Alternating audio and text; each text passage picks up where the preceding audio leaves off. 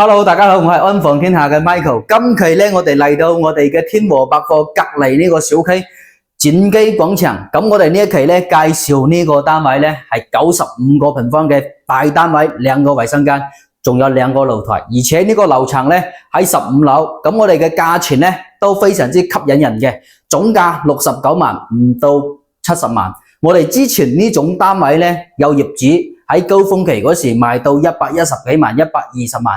咁呢一期嘅單位呢個狀態咧又 OK， 價錢又靚仔。我哋可以睇到我哋嘅一個客廳呢個位置咧，餐廳客廳係分開嘅一個 L 型嘅一個造型。其實呢個弧形嘅設計咧可以設計得好靚仔嘅，設計得我之前有睇過一個單位，佢係全部重新搞過，整得嗰個設計咧非常之大氣。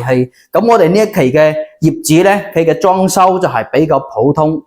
就係佢嘅計啊，同埋呢啲梳化啊，呢啲嘢擺得就唔係話顯得好大啦。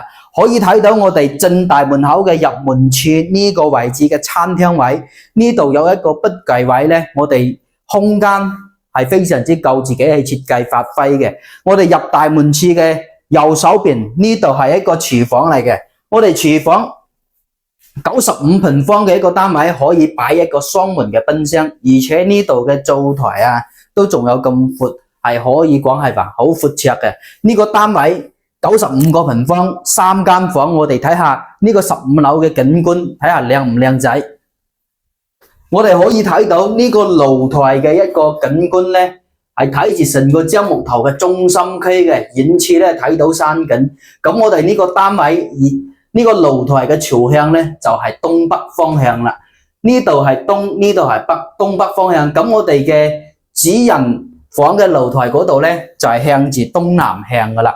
可以睇到我哋呢個廳嘅一個直落式7道露台嗰度係非常之舒服，呢個間隔。睇下我哋入邊嘅一個衛生間，呢個係公共衛生間，乾濕分離區全部都有埋。如果係話裝修起身咧，我哋呢個單位其實唔裝修都可以用到。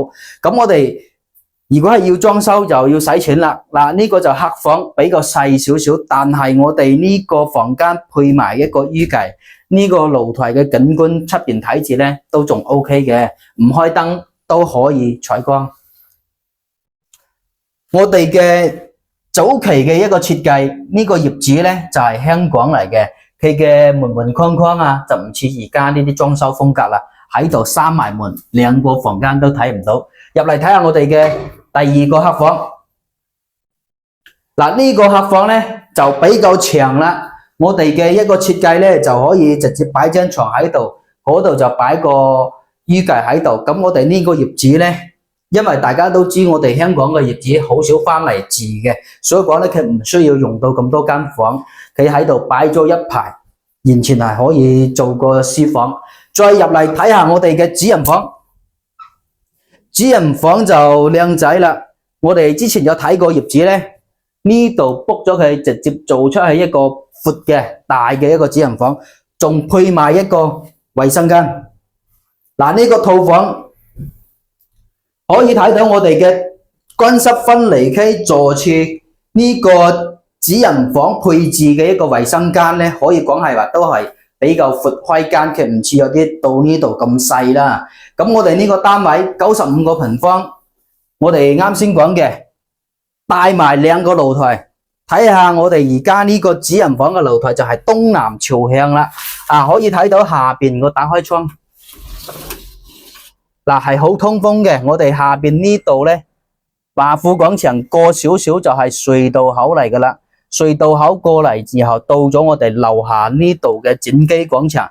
我哋展基廣場喺呢個位置咧，可以講係話對比樟木頭中心區咁多小區，我哋入住率最高嘅一個小區咧，可以講係話我哋嘅展基廣場呢個小區啦。咁我哋展基廣場喺呢個位置有咩優勢咧？第一個字喺呢度，近住火車站，翻去我哋步行過一個隧道口就可以到咗火車站。咁我哋喺深圳羅湖坐火車翻嚟，翻到樟木頭亦係行路翻嚟都可以嘅，唔需要話打車啊、坐巴士啊。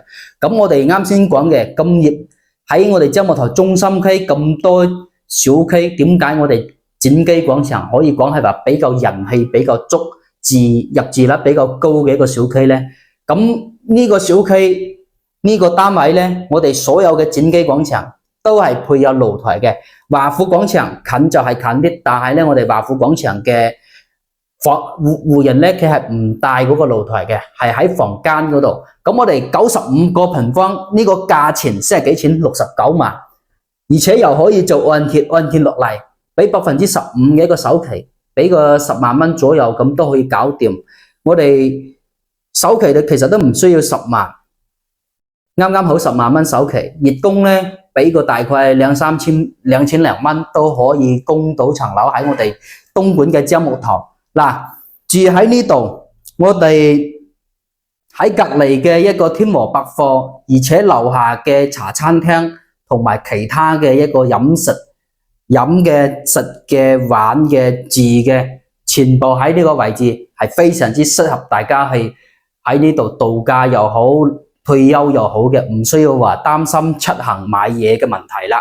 嗱，我哋呢一期介紹呢個單位95個平方，係喺我哋中心區極少嘅一個大單位嚟嘅。最重要呢個價錢，相對以前嚟講可以大打折頭，可以講係話對半出手。呢個業主真係抵買㗎。而家呢個單位69萬，睇下大家有冇興趣，或者有其他想了解嘅問題呢，可以喺留言區留言俾我哋，或者 WhatsApp 我都 OK 冇問題嘅。